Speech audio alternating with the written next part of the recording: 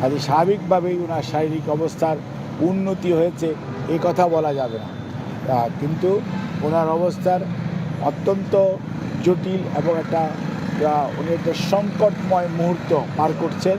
যদি আল্লাহ করে উনি চিকিৎসকদের চিকিৎসা প্রচেষ্টা এবং আল্লাহর শেষ মেহেরবানিতে উনি যদি এই সংকটটা উতরিয়ে যেতে পারেন আলহামদুলিল্লাহ, তাহলে হয়তো আমরা ভালো কিছু পাব। বিএনপি চেয়ারপারসন ও সাবেক প্রধানমন্ত্রী বেগম খালেদা জিয়া রাজধানীর এভারকেয়ার হাসপাতালে মেডিকেল বোর্ডের তত্ত্বাবধানে আইসিইউতে নিবিড় পর্যবেক্ষণে আছেন।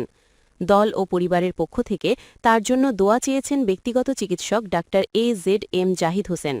খালেদা জিয়া গত 23 নভেম্বর থেকে রাজধানীর এভারকেয়ার হাসপাতালে চিকিৎসাধীন। এর আগে গত শনিবার দিবাগত রাতে মেডিকেল বোর্ডের সদস্য ও বিএনপি নেতা AZM জাহিদ হোসেন বলেছিলেন, খালেদা জিয়া সংকটময় মুহূর্ত পার করছেন। আমাদের পরবর্তী আপডেট পেতে লাইক, কমেন্ট, সাবস্ক্রাইব করে আমাদের সাথেই থাকুন। আল্লাহ হাফেজ, ধন্যবাদ।